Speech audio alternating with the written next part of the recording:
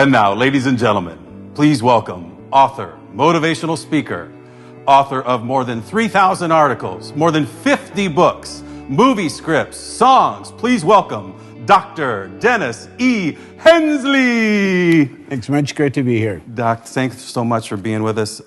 You're the inspiration to Restoration Road. I think you know that. Not hardly anybody else knows that. But Doc Leonard had us together at a prayer breakfast on Easter and or Good Friday, and we talked and I learned about your background. And I said, Doc, I got this book in mind. Could you help me? And you were such help to me, and I just want to thank you for that. Well, I like to do that because I find that a lot of times people have a story in their heart, they have it in their mind.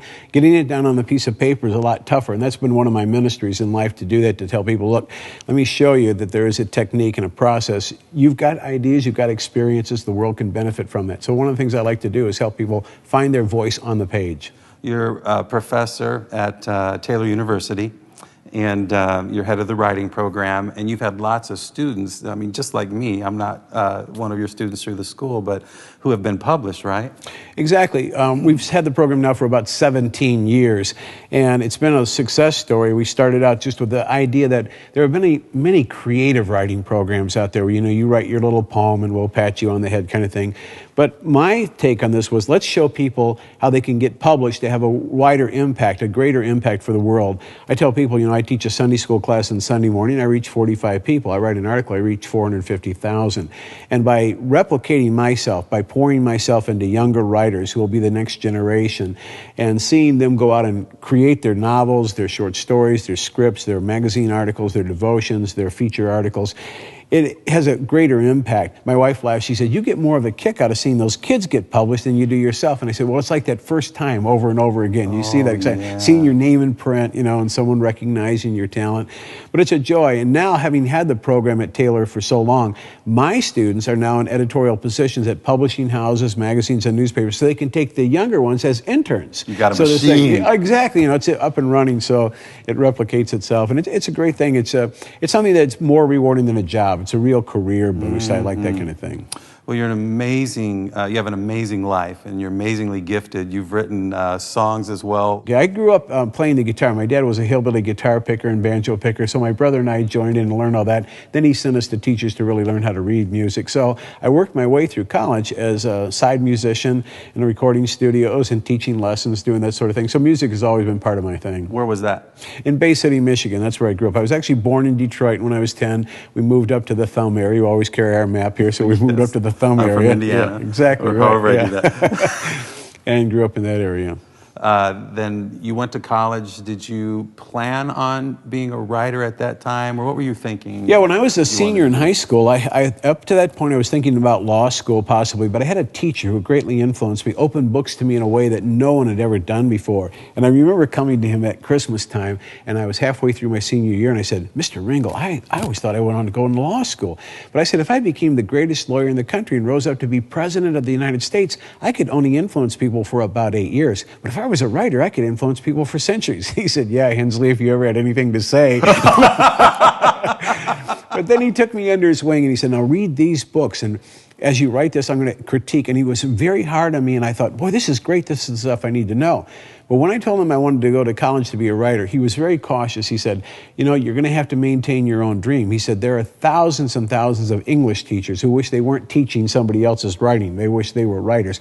It's very hard. You're going to have to hold that.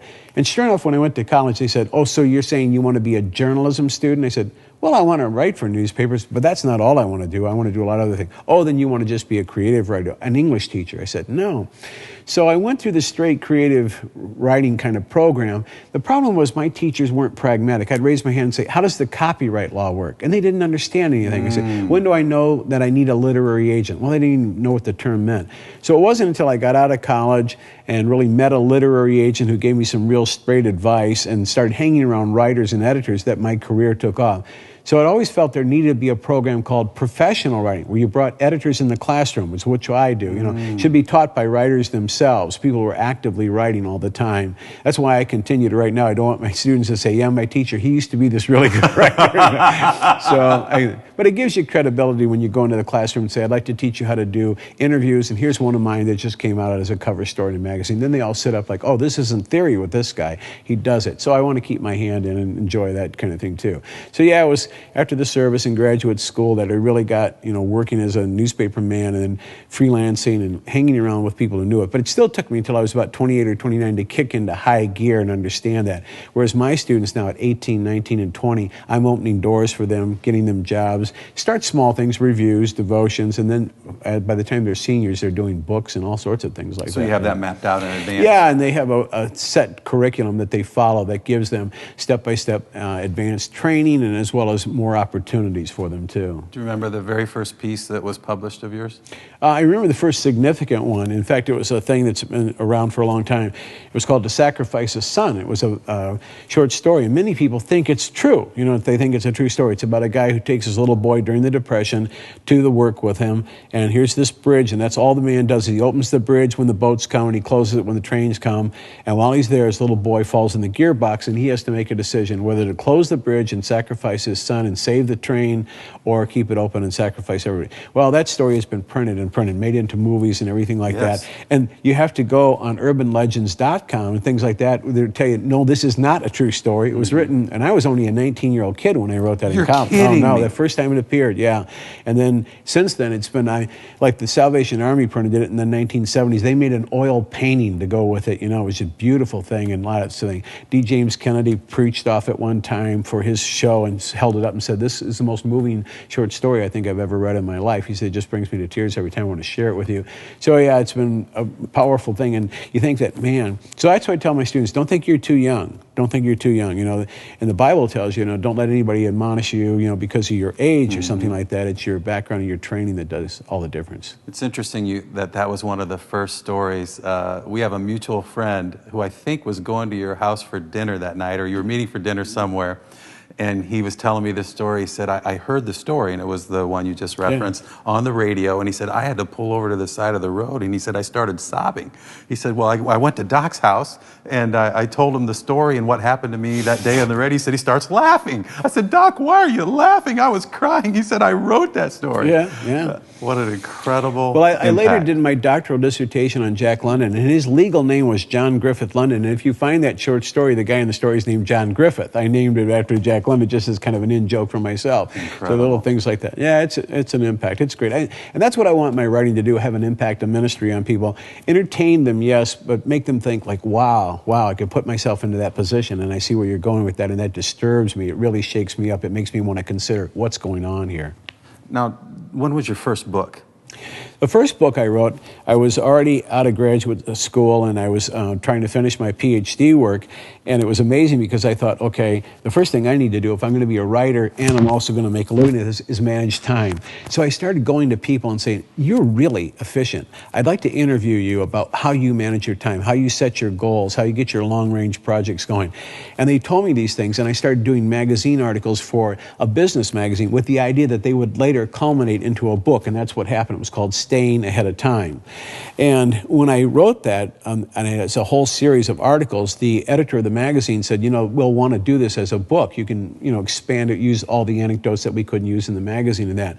But that led to the best-selling book that I wrote, because after that I said, there's something about these people. They're totally different. And I said, I'd like to go back and talk to them. What is it that gets you out of bed in the morning? I mean, having systems is one thing, but the drive to do this. And that led to my book, Positive Workaholism, which became a really big bestseller. And that enabled me to leave my payment job that I had as a PR person at a college and turn to writing full time. Then I would go around and speak. And as I would speak, people would say, hey, you ought to do something on this. And they would tell me ideas that they wanted. I'd say, okay, I'll research that and be another article, another book. Really? I stayed at that for a long, long time, 15 years.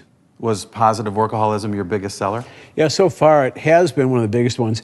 And what was interesting about it is that another company came to me and they said, we'd like you to do an updated version of this. And they said, because many of our young readers don't know the images that you used in the interviews you did. Because I had people like Leah Iacocca, who was extremely big in the 70s, Loretta Lynn. I mean, these were exclusive interviews. They were great.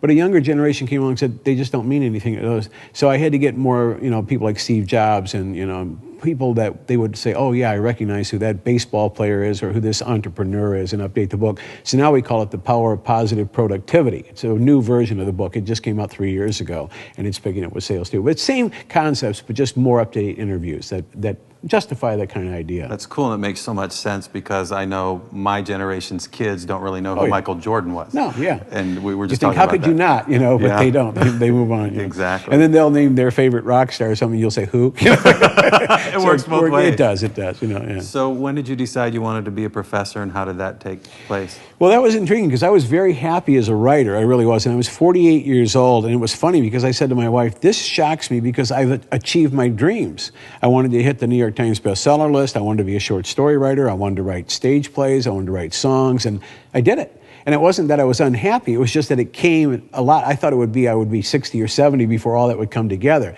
Well, the good Lord has a plan sometimes. And Jay Kessler was the president of Taylor University. He came to me and he said, really funny, he said, you really amaze me. And I said, well, thanks. He said, no. I said, I'm saying that because he said, you're this Christian guy and you write for the secular market. And he said, I just don't see enough people doing that. And he said, why is that? Why aren't more Christians writing for the secular market? And I said, well, it's your fault. And he said, me? I said, yeah. He said, how do you figure that? I said, well, too many Christian colleges are training people to write for their own kind. I said, you should train them to be writers. I said, Christian carpenters don't just build churches. They'll build you a home, a garage, a business. They'll do it with Christian ethics. And I said, a Christian writer should be able to do sports stories, interviews, business research, and you're going to do it from a Christian perspective of morals and all that, but that's a job. You should be able to handle that, and that's where you're too narrow. And he said, well, if you were doing it, let's just say, imagine, how would you do it? So I said, get out your pencil. I've been waiting for this day all my life. So I said, I'd have agents right in the room, literary agents.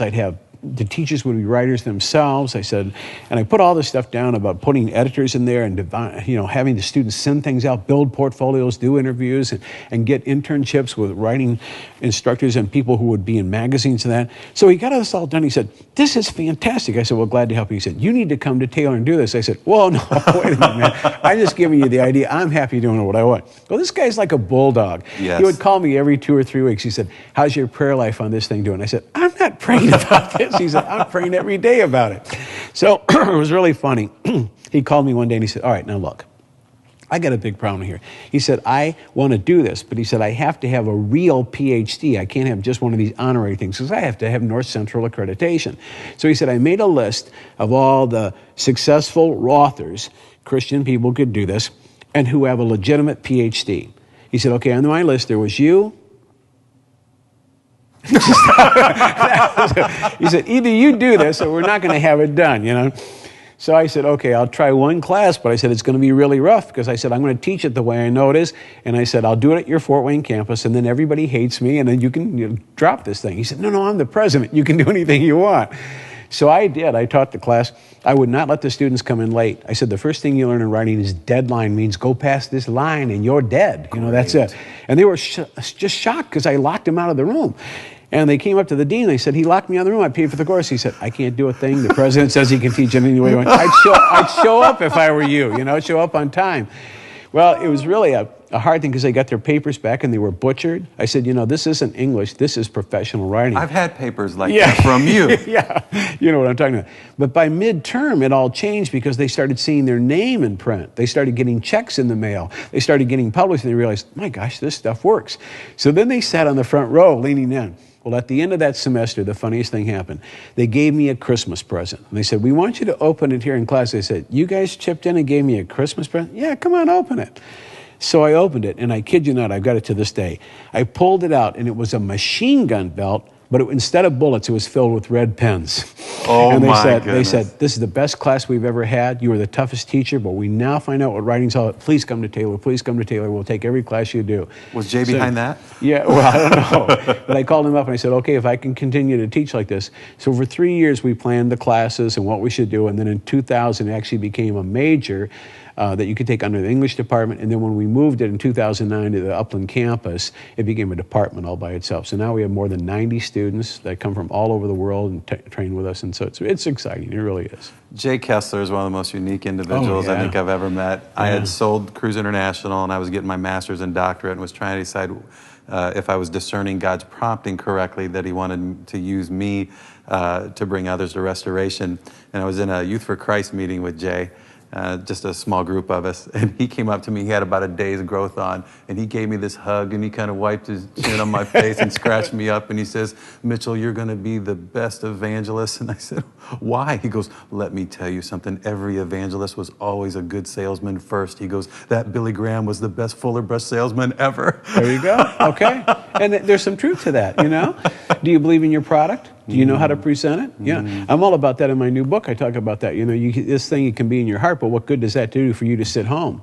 You know, I mean, I think about that all the time. You can have, the wisdom of, Thomas Edison or Solomon, or, you can have the creativity of Pablo Picasso, where you sit in that chair all day. What good is that? You got to put that to some use and hit the trail with that. Yeah. Well, I want to talk about your new book. I also, before we get there, I want you to address writing plays. Like, how did that come to mind, and do you have these ideas floating in your head all the time?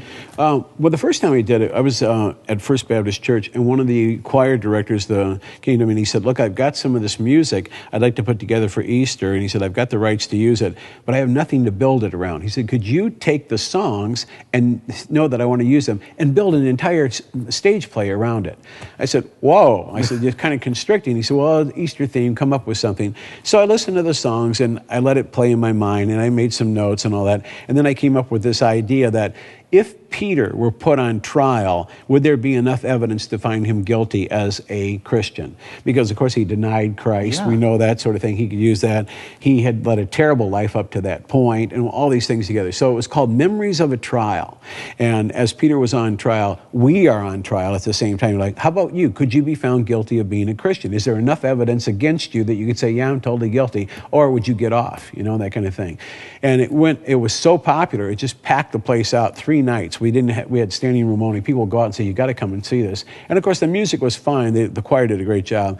But it was funny because I played the lead. I played the villain. I was the prosecutor for the Roman Empire. Oh. Yeah, and so I played that part. And my friend Jim Schweikert, who was an announcer for WBCL at the time, he played the part of Peter, and we had a few Roman guards, and then the choir fitted in. And so that's the idea. What theme is it? An idea. And writers do that. They play ideas around, try this, bounce this off a little bit, and see how it comes there, and then rehearse out loud. Well, let's talk about your newest book, Jesus in the 9 to 5. What was the inspiration behind that? It's amazing about this book because what happened was way back in the 1980s, I was having lunch with a close friend of mine, Steve Summers.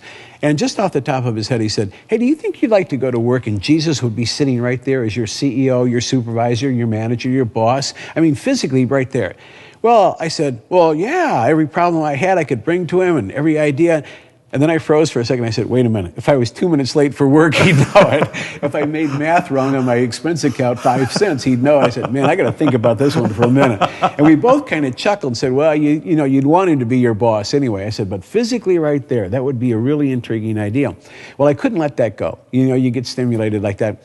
So I sat down and I wrote an article, a business article called Jesus in the 9 to 5. Would you want Jesus right there? And what would it make an impact on your life? And how would you react and respond?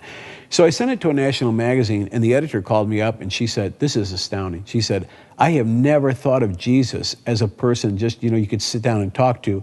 But of course he's alive. He was just not here on the earth. And the way you've got him here, talking to him."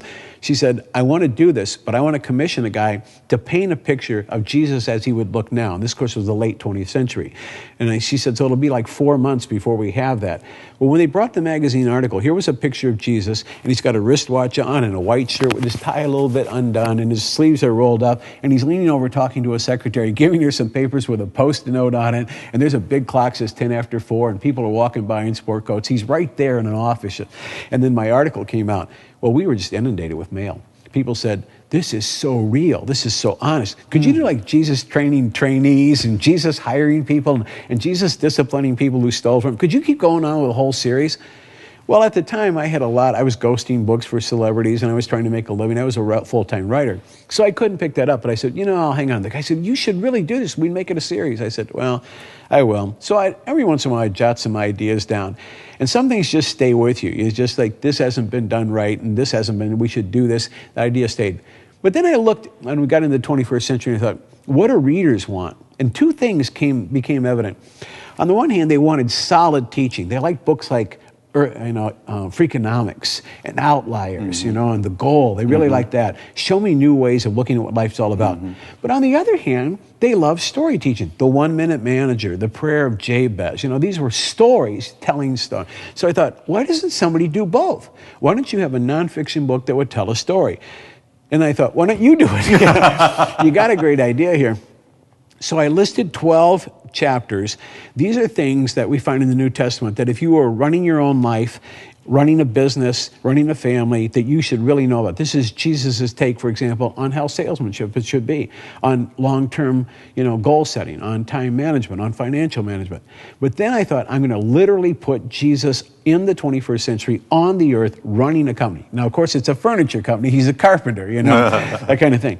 But I did that, and I tried to set up things where the reader would say, oh, I see where you're going with that. That's a scene from the New Testament, but you've set it in a modern venue, and you're making Jesus very vibrant and alive. And I gave him a sense of humor, and I gave him a sense of wit, but he's nobody's fool. There's no doubt about that. And when I showed it to some people, at first they were a little thrown off. They said, well, what is this? Is this a novel or is it a nonfiction book? And I said, well, I'm going to call it a factvella. It's a factual book with a novella embedded in it. And at first, some of the publishers were thrown off.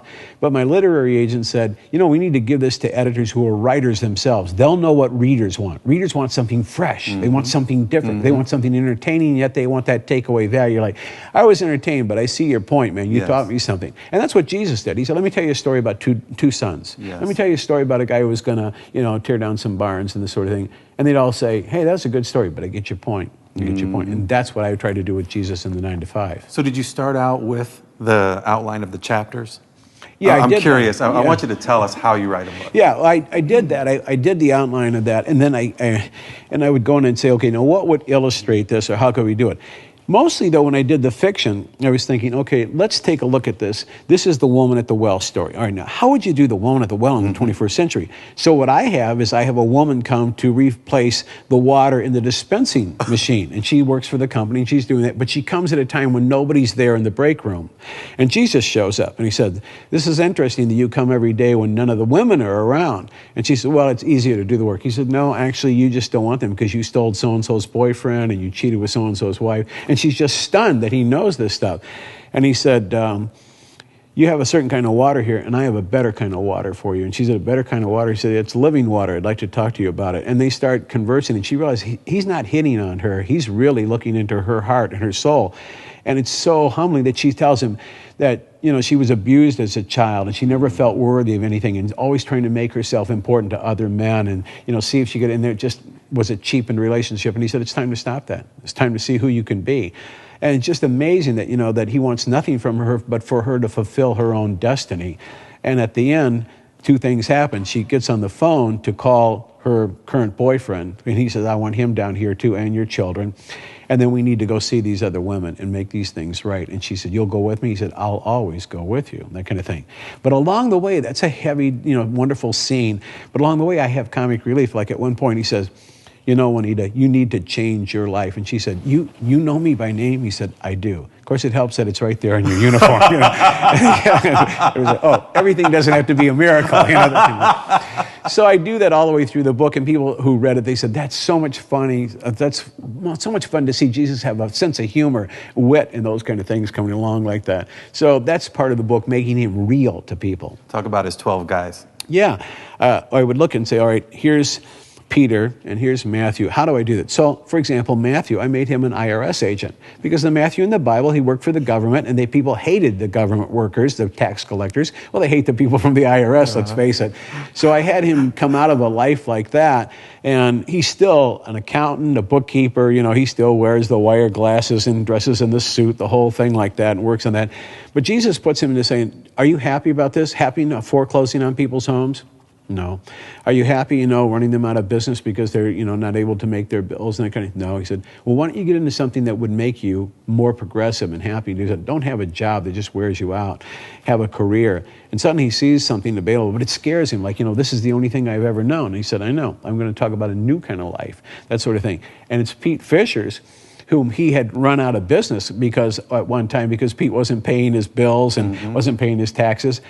And Jesus went to a bar to find him and recruit him out of there. And so he tells him, he said, I know how you're feeling, man. He said, a few hours ago, I was feeling the same way. He said, but what do we got going for us? He said, this guy's giving us something. He believes in us, and I believe in him. And he said, what do we got to lose? Because what we've got now is no life at all. And he looks at him and he says, man, even you can forgive me? And he said, we got to find something. And so they join him. So we've got Pete, who's from this rough-hewn background, who's good with his hands and this, and we've got Matt, who's good with his mind. And then Jesus, throughout the book, cross-trains them. You invest in him, and you invest in him. And first, it's kind of awkward how they do that. But in the Bible, he did that. The guys who had learning and knowledge, at the end, Peter was a preacher. He could talk to great crowds. And yet the other guys who hadn't lived that life, they wound up going down on the boat and learning how to fish. And Jesus was saying, you can take care of each other, learn from each other. And that's what I try to do with these guys, evolve them and bring them around. I have a guy named Paul Stoner. It's obviously the Apostle Paul. He sees that. And I have a cute, fun things. Somebody says to him something, and he looks, he said, no, a blind man could see that. And he looks up into the lights for a minute like this, and then he looks, he said, you'll have to trust me on that one. So, all kinds of jokes in there that if you get the Bible, you understand that. In fact, the book opens with Jesus in a bar and grill. Well, and that was a very stunning statement, because the opening statement of the Bible is Jesus Christ walked into Decker's Bar and Grill. And at first... And you're thinking about that on purpose, right? Yeah, because I want to jolt people. And they think, wait a second, this seems irreverent. And I said, if you think about it, if Jesus were on the earth today, he'd be in AIDS clinics, he'd be in bars, he'd be on Skid Row, and he'd be in churches too. But he always went when people needed him. He wasn't afraid to be seen with lepers and prostitutes and soldiers. And he also went to the people who were lawyers, and they were priests, and he talked to them too. But the idea was, he said, you people who are well, you don't need a physician. I need to go where people are doing. And so I thought, where would he be? He would be in places where people desperately need, and he wouldn't worry about what other people thought. He'd come in and do that. So that was a jolting opening, but people were like, wait a minute, now that I think about it, this scene makes sense to me. The book is Jesus in the 9 to 5, and it's the beginning of probably a trilogy? I'm hoping so. Yeah, we've got the second book already, Jesus in the all 4 seasons. We're tentatively calling that. Maybe a year from now, that'll be out. Terrific. Doc, before I let you go, I want you to address hook, book, look, took. Well, whenever I try to do anything, I tell people, my writers, and myself too, you've got to have a good piece of writing that opens, that grabs people's attention, because they've got so many things going on today. So that's the hook, and then the book. I bring them to Jesus Christ. I said, this is the Bible. This is God's word. I'm not wise, but I can bring you to wise, And then the idea of look, you can change your life. Look at what he's teaching here and what he's showing you. Do that. Look at that. And then took, that's the takeaway value. Now walk away and be that different person.